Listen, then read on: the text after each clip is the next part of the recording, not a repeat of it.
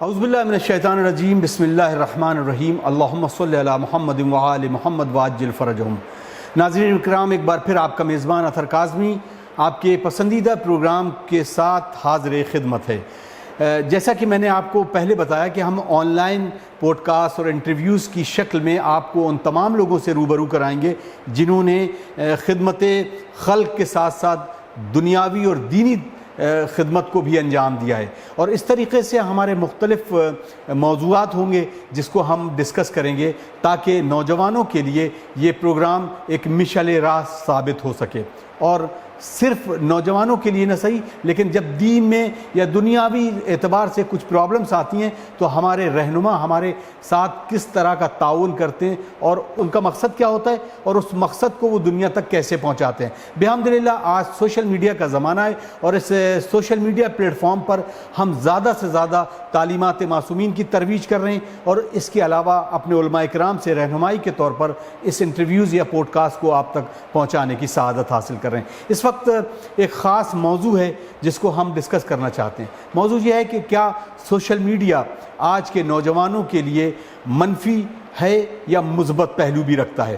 کیسے ایک نوجوان اپنے لیے سوشل میڈیا پلیٹ فارم کو اپنے لیے ایک رہنما کی حیثیت بھی رکھ سکتا ہے، اور کیسے وہ گمراہی کی ان دلدل میں بھی پہنچ سکتا ہے جو آج دیکھنے کو مل رہا ہے۔ تو اسی موضوع کو ہم اپنے ایک عالم دین کے ساتھ ڈسکس کریں گے۔ ہمارے ساتھ بہت عظیم، بہت معتبر شخصیت حجت الاسلام والمسلمین عالی جناب مولانا سید اسلم رضوی صاحب قبلہ، جو پونے سے ہم سے جڑ رہے ہیں، اور ان کا ہم خیر مقدم کرتے ہیں اور اس پروگرام کا آغاز کرتے ہیں۔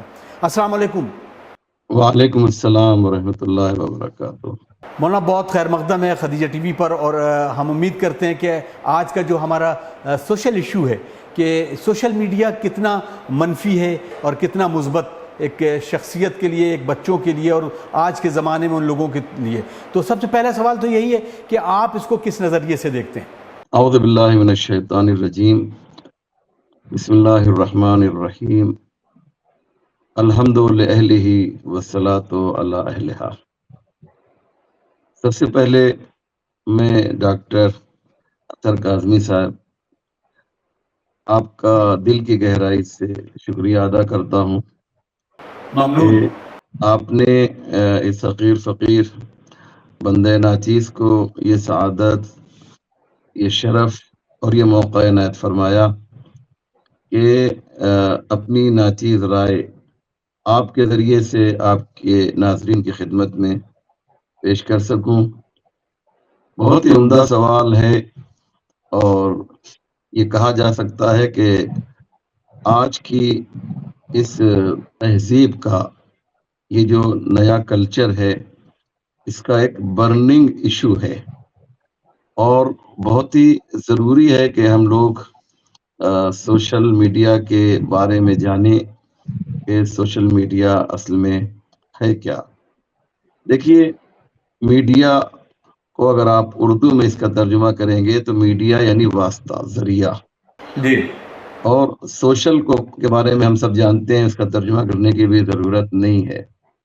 یعنی انسان کی ایک خواہش، ایک تمنا ہوتی ہے کہ وہ اپنا پیغام پہنچائے، تو اس کو پہنچانے کے لیے وہ کوئی سہارا لیتا ہے، اسی سہارے کو آپ میڈیا کہہ سکتے ہیں۔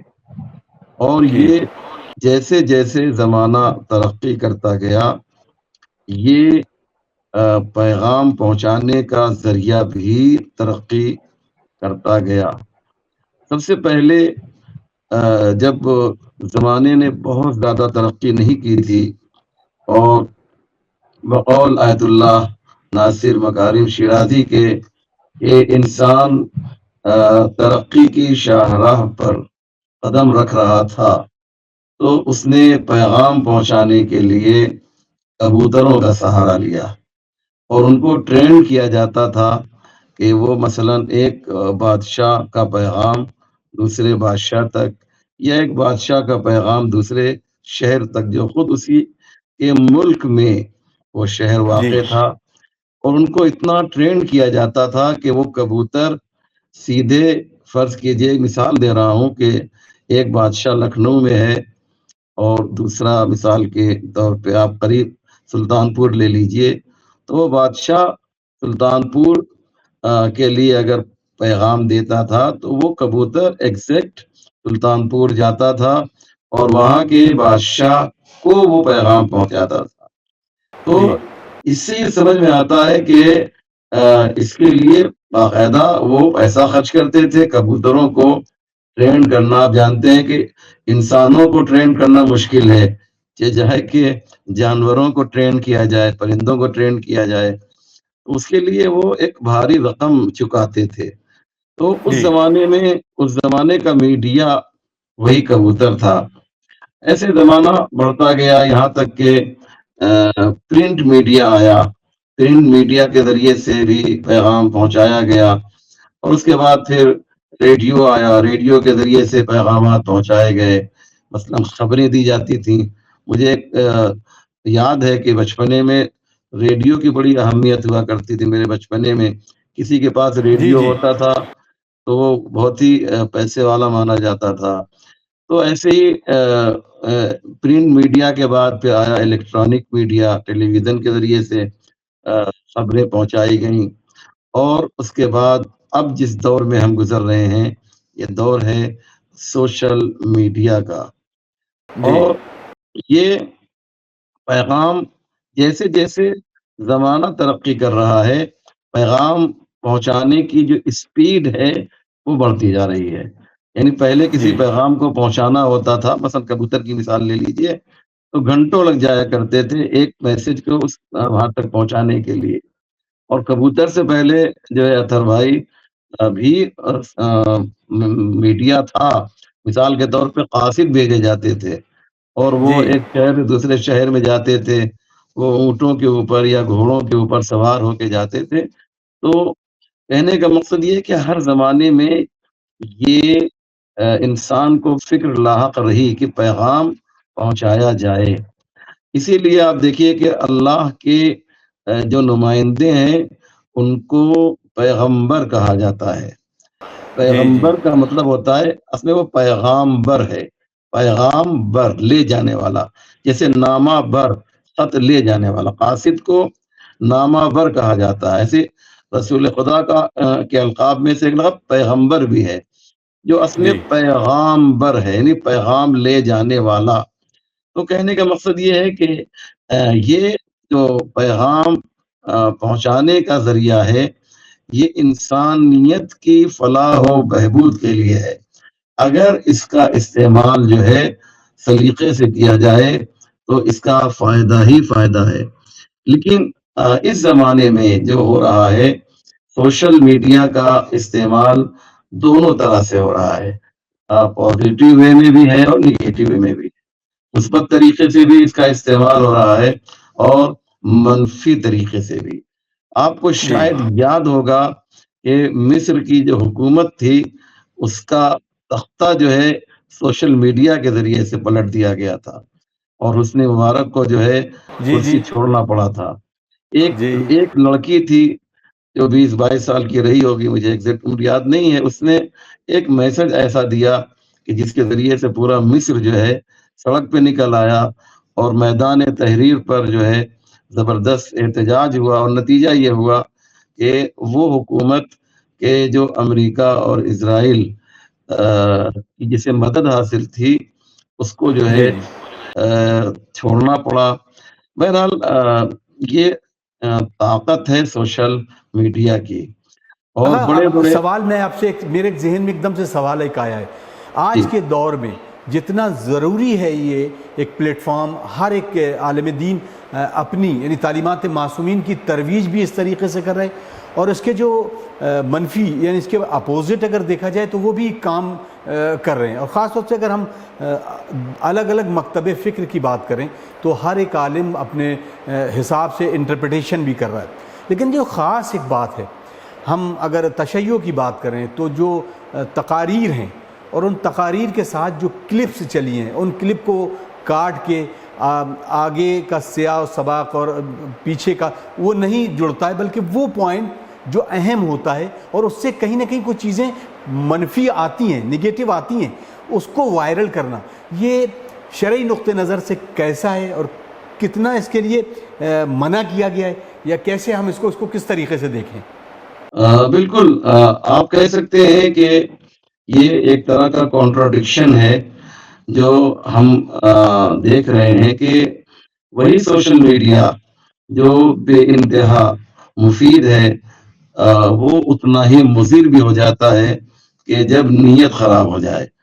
اصل میں مسئلہ نیت کا ہے, دار و مدار نیت کا ہے. ایک شخص کو اگر مجھ سے ناراضگی ہے تو وہ کیا کرتا ہے, میرے اچھے اقوال کو پیش نہیں کرتا.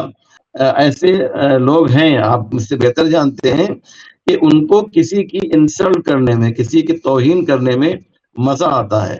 یاد رکھیے گا, جب میری کوئی پازیٹیو بات ہوگی تو کم دیکھتے ہیں, اس کے ویوز کم آتے ہیں. لیکن اگر کوئی ایسی بات ہو کہ جو ذرا سا غلط ہو تو اس کو ہزاروں لاکھوں لوگ دیکھ لیتے ہیں. تو یہ جو شرارتی لوگ ہیں, ان کو مزہ کیا آتا ہے کہ وہ یہ نہیں دیکھتے ہیں کہ اس سے فلاں شخص کی کردار کشی ہو رہی ہے, اس کی شخصیت کو جو ہے ہم ختم کر رہے ہیں. نہیں, ان کو جو ہے اپنا فائدہ دیکھنا ہے کہ ہمارے ویورز کتنے بڑھ رہے ہیں, مثال کے طور پہ دیکھنے والوں کی تعداد کتنی بڑھ رہی ہے. تو یہ وہ چیز ہے اطہر بھائی کہ جو صحیح نہیں ہے. لہذا ہم کو چاہیے کہ سوشل میڈیا پر ہم خلوص محبت نشاور کریں اور ایسے ویڈیوز آگے بڑھائیں کہ جس سے قوم کا فائدہ ہو, آپس میں اختلاف نہ ہو. اس سے ہوتا یہ ہے کہ ایک عالم دین یا ایک خطیب یا ایک شاعر کے خلاف جو آپ کوئی ویڈیو کلپ کٹ کر کے اس میں سے اقتباس جسے کہتے ہیں اردو میں, وہ آپ نکال کر جو ہے آپ جب بھیجتے ہیں تو اس کی بھی شخصیت پر اثر پڑتا ہے. بہت سے میں نے دیکھا ہے کہ ایسے ویڈیوز جو ہیں بیچ میں سے کاٹ پیٹ کے نکال کر لوگ وہ کر دیتے ہیں کہ اس کی بات صحیح ہے, لیکن چونکہ آپ نے اتنی سی بات لی ہے وہ میسج غلط جاتا ہے. آپ کے ذریعے سے, آپ کے مادھیم سے میں یہ کہنا چاہوں گا کہ اس طرح کی حرکتیں ہمارے جوان نہیں کریں کہ سوشل میڈیا کے ذریعے سے کسی کی شخصیت کو متاثر خراب نہیں کریں. ناظرین, آپ دیکھ رہے ہیں یہ اسپیشل پروگرام جو ہم بات کر رہے ہیں سوشل میڈیا پلیٹ فارم کی صحیح استعمال کا, اور خصوصاً ناظرین آپ شاید سوچ رہے ہوں کہ ہم کسی خاص موقف اور کسی خاص تناظر پر یہ گفتگو کر رہے ہیں. میرا اصل مقصد کچھ اور ہے. بالکل یہ مقصد نہیں ہے کہ ہم کسی بھی شخصیت کو بچانے کے لیے یا کسی بھی شخصیت کے بارے میں ہم بات کر رہے ہیں. یہ آج کی کوئی ضرورت ہے کہ ہم اس پر اہم گفتگو کریں, اور ہم سے محو گفتگو میں اس وقت حجت الاسلام والمسلمین عالی جناب مولانا سید اسلم رضوی صاحب, جو پونا سے اس وقت ہم سے براہ راست آن لائن جو ہے گفتگو کر رہے ہیں. اور آج کا یہ پروگرام خاص طور سے نوجوانوں کے لیے بہت ضروری ہے, جہاں ہم کچھ لائکس کے پیچھے, کچھ کمنٹس کے لیے, یا یہ کرنے کے لیے کہ ہمارے یوٹیوب چینل کو زیادہ ریچ مل جائے, ہمیں کچھ کم سے کم کچھ نہ کچھ ڈالرز کا فائدہ ہو جائے, خدا رہا اس چیزوں سے تھوڑا سا باہر آئیے. تو ہم یہی ڈسکس کر رہے ہیں, ایک عالم دین سے وہ رہنمائی کر رہے ہیں. آغا, ایک بات بہت اہم ایک یہ بھی ہے کہ جب ہم بات کرتے ہیں اس پلیٹ فارم کے لیے تو اہم چیز اس میں ایک بہت اہم چیز یہ ہوتی ہے کہ پھر ہم اس کا استعمال کیسے کریں, کیونکہ ہمیں تعلیمات معصومین کو بھی آگے بڑھانا ہے. اور اس میں خاص طور سے وہ خطیب, وہ ذاکرین, وہ علماء کس طرح سے اپنی بات کو آگے رکھیں کہ تاکہ لوگوں کے اندر, کیا ہم اس پر ایک کوئی سیمینار کریں یا لوگوں کو کیسے اویئر کریں کہ یہ پلیٹ فارم ہم کیسے پازیٹیو وے میں اس کو آگے بڑھا سکتے ہیں؟ دیکھیے, چونکہ اس کا عنوان اور اس کا موضوع سوشل میڈیا ہے تو اس پر سیمینار تو ہونا چاہیے, لیکن اس کی ذمہ داری آپ جیسے جرنلسٹوں پر عائد ہوتی ہے, آپ جیسے صاحبان قلم, صاحبان فکر پر عائد ہوتی ہے. بلکہ ابھی سے آپ ایک تہیہ کر لیجئے, اور میری اگر کوئی بھی اس میں مدد کی ضرورت ہے, میں تو کسی لائق نہیں, چھوٹا تو طالب علم ہوں, لیکن اگر میری مدد کی بھی ضرورت ہے, آپ کی رہنمائی بھی چاہیے, اور خاص طور سے اس پر ایک پروگرام کرتے ہیں انشاءاللہ. جی ہاں, اور اس پر ایک پروگرام نہیں بلکہ زوم کے ذریعے یا کسی بھی ایسی ایپ کے ذریعے سے علماء اور کچھ شخصیتوں کو اس میں آپ دعوت دیجئے اور یہ پروگرام کیجیے تاکہ لوگ جوانوں تک یہ میسج پہنچ سکے کہ وہ سوشل میڈیا کا غلط استعمال نہ کریں. میں ایک چھوٹی سی مثال دیتا ہوں جی کہ پہلے ہوتا یہ تھا کہ وہ نجف اور قم کے جو علماء ہوتے تھے ان کو بھی جیسے خمس کا اتروائی اجازہ ہوتا ہے ویسے ہی جی حدیث نقل کرنے کا بھی اجازہ ہوا کرتا تھا.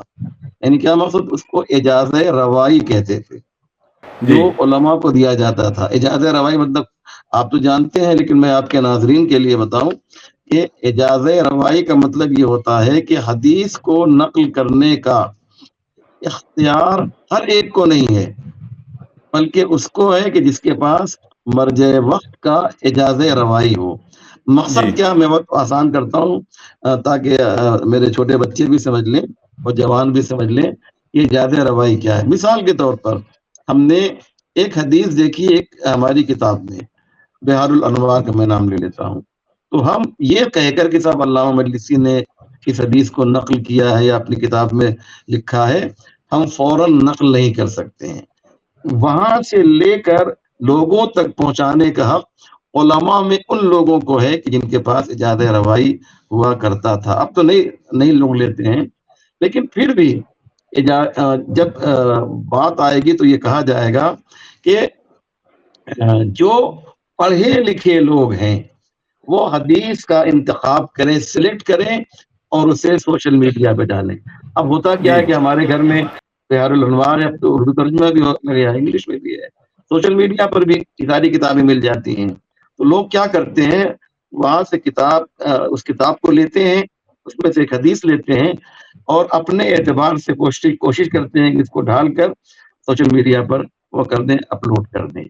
یہ کریکٹ نہیں ہے، یہ صحیح جی نہیں، دس از ناٹ کریکٹ. اس کی وجہ یہ ہے کہ آپ نہیں کر سکتے ہیں. ایک بات میں اور کہہ دوں، کھل کے کوئی تکلف کی بات نہیں ہے، یہ جی ہماری کتاب کے لیے ہماری کتابیں جو ہیں، یہ بہت ہی خطرناک بات ہے، کچھ لوگ شاید ناراض بھی ہو جائیں، لیکن جو ہماری کتابیں ہیں، ہماری 4 کتابیں ہیں جو معتبر ہیں.